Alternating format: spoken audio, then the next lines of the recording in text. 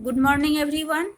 I am Sarita Srivastava from Mahatma Gandhi Shikshan Sansthan. Now I am going to teach Hindi व्याकरण standard 5th। बच्चों, कल के video में मैं आपको पढ़ाई थी वाक्य।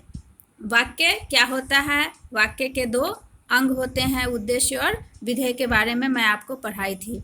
आज मैं इसी वाक्य के अंतर्गत वाक्य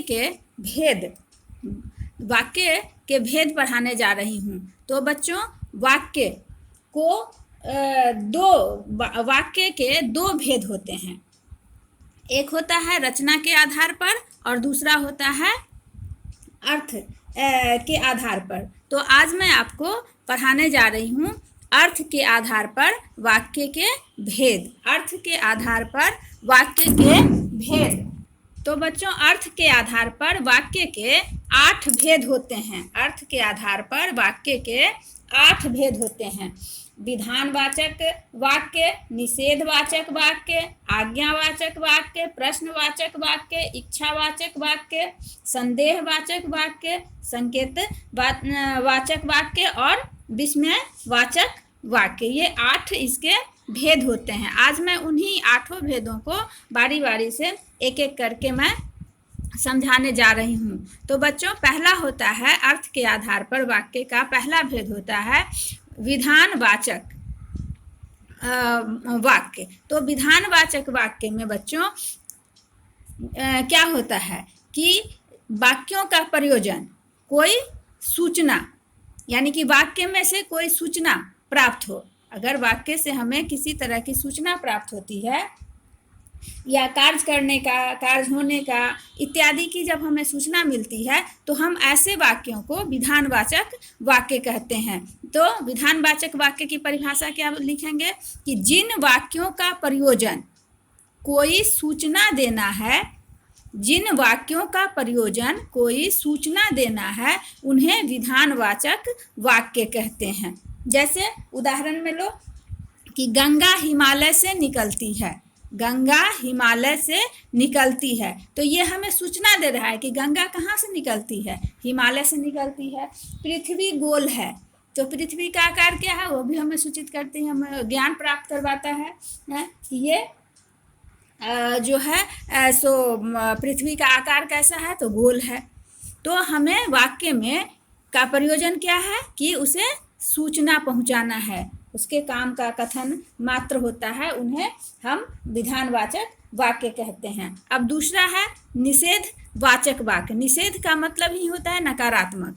निषेध का मतलब ही होता है नकारात्मक। तो जिन वाक्यों से किसी काम के न होने या न कर पाने का पता चलता है, उन्हें निषेधवाचक वाक्य कहते हैं बच्चों। कि जिन वाक्यों से किसी काम के न होने या न कर पाने का पता चलता है, उन्हें निषेधवाचक वाक्य कहते हैं। यानी कि इन वाक्यों में, जिस वाक्य में नहीं शब्द का प्रयोग रहेगा, तो ऐसे हम वाक्यों को कहेंगे कि ये निषेधवाचक वाक्य है। जैसे हमने एक उदाहरण लिखा है कि तुम ध्यानपूर्वक नहीं पढ़ रहे हो। इसमें पढ़ने का काम अच्छी तरह से नहीं हो रहा है, यानी कि नकारात्मक है। तो यह वाक्य क्या हुआ, निषेधवाचक वाक्य हुआ। आज मैं स्कूल नहीं जाऊंगा, तो इसमें नहीं शब्द का प्रयोग हुआ, तो ये भी निषेध वाचक वाक्य है। तीसरा होता है बच्चों प्रश्नवाचक वाक्य। प्रश्नवाचक वाक्य कि जिन वाक्यों से आज्ञा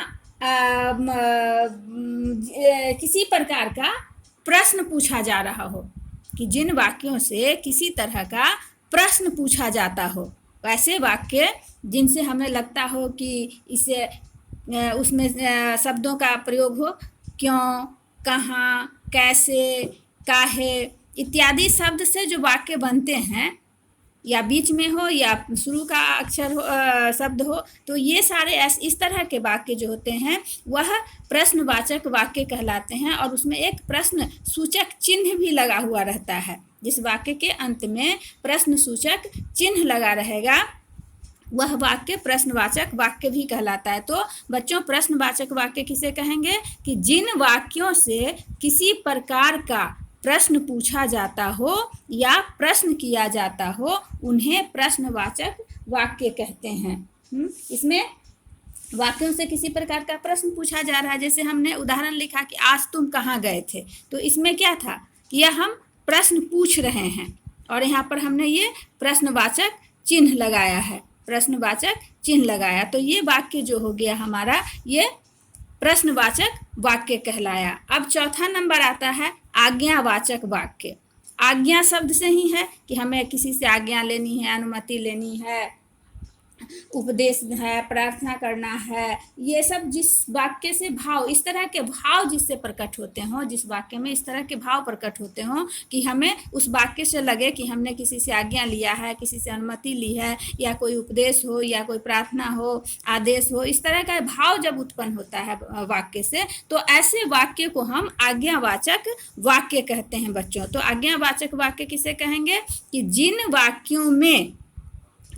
वाक्यों में आज्ञा, अनुमति, उपदेश, प्रार्थना, आदेश, निवेदन, आदेश आदि का भाव प्रकट होता है उन्हें आज्ञावाचक वाक्य कहते हैं। मैंने यहाँ पर कुछ उदाहरण लिखा है कि जैसे दरवाज़ा बंद कर दो, तो दरवाज़ा बंद कर दो क्या हुआ, आदेश दे दिए, तुम अपना गृह कार्य करो, इसमें भी आदेश ही है दिया है। अब कृपया मेरी छड़ी ला दो, तो इसमें क्या हुआ, निवेदन करना हुआ कि निवेदन किया जा रहा है। तुम बैठकर पढ़ो, इसमें भी आदेश ही है। और मैं बाहर जाऊं, तो इसमें क्या है, अनुमति ली जा रही है। तो इस तरह के जो वाक्य आते हैं बच्चों, ये सारे वाक्य आज्ञावाचक वाक्य के अंतर्गत होते हैं। तो आज मैं इतना ही पढ़ा रही हूँ, आगे मैं फिर 4 जो शेष बचे हुए हैं, इच्छावाचक वाक्य, संदेहवाचक वाक्य, संकेतवाचक वाक्य और विस्मयवाचक वाक्य, मैं अगले